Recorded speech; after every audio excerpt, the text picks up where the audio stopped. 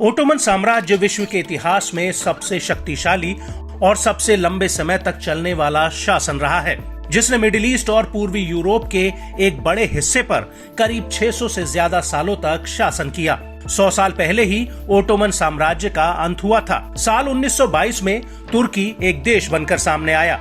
मौजूदा समय तुर्की में राष्ट्रपति रेसिप तैयप एर्दोगन का शासन है, जिन्हें एक ऐसा नेता माना जाता है जो ओटोमन प्रभाव को वापस दुनिया में लाने का सपना देखते हैं। इसी डगर पर चलते हुए एर्दोगन खुद को अरब देशों का नया खलीफा बनाने में जुटे हुए हैं। इसी कड़ी में तुर्की लगातार हथियारों के मामले में आत्मनिर्भर होने के साथ साथ एक बड़ा निर्यातक बनकर उभरा है। बीते दिनों तुर्की ने अपनी सबसे लंबी दूरी की सतह से सतह पर वार करने वाली मिसाइल कारा एटमाका का सफल टेस्ट किया था। दावा है कि अमेरिकी निर्मित हार्पून मिसाइलों पर निर्भरता कम करने के लिए तुर्की ने स्वदेशी एटमाका मिसाइल विकसित की है।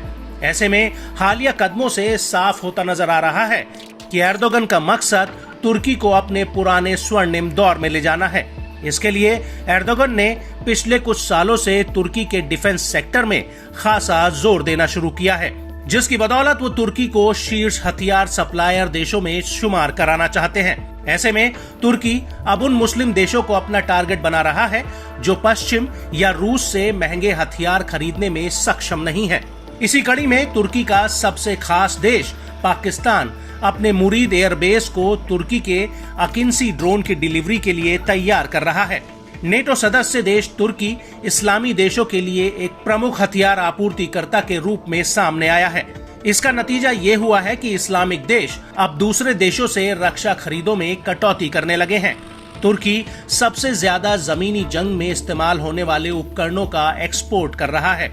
इसके बाद सैन्य विमान, बंदूकें और गोला बारूद का नंबर आता है।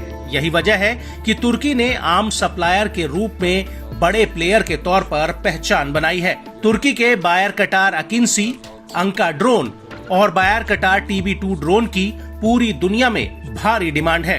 हाल के दिनों में इंडोनेशिया, मलेशिया, अजरबैजान, मालदीव, यहाँ तक कि सऊदी अरब भी अपने हथियारों के लिए तुर्की पर निर्भर होने लगा है। ऐसा दावा है कि इस्लामी देश खुले तौर पर अमेरिकी रक्षा आयात से दूर हो रहे हैं। आंकड़ों के लिहाज से देखें तो साल 2014 से 2018 के दौरान वैश्विक हथियारों के निर्यात में तुर्की की हिस्सेदारी महज 0.7% थी। वहीं साल 2019 से 2023 तक तुर्की के हथियारों के निर्यात में 106% का इजाफा हुआ। इस दौरान वैश्विक हथियारों के निर्यात में तुर्की की हिस्सेदारी 1.6% पहुंची। जहां तुर्की के हथियारों का प्रमुख आयातक देश UAE 15% के साथ पहले पायदान पर है, वहीं कतर 13% और पाकिस्तान 11% के साथ तीसरे नंबर पर आता है। तुर्की विमान, बख्तरबंद वाहन, जहाज और मिसाइलों समेत कई पारंपरिक हथियारों का भी एक्सपोर्ट करता रहा है। Stockholm International Peace Research Institute यानी SIPRI की रिपोर्ट के मुताबिक तुर्की दुनिया भर में हथियारों का 11वां शीर्ष निर्यातक बन चुका है। हालांकि तुर्की अभी भी कई मामलों में पश्चिमी तकनीकों, खासतौर से मोटर के मामले में पश्चिम पर निर्भर है। बावजूद इसके तुर्की ने उभरते सप्लायर के रूप में अपनी पोजीशन बना ली है।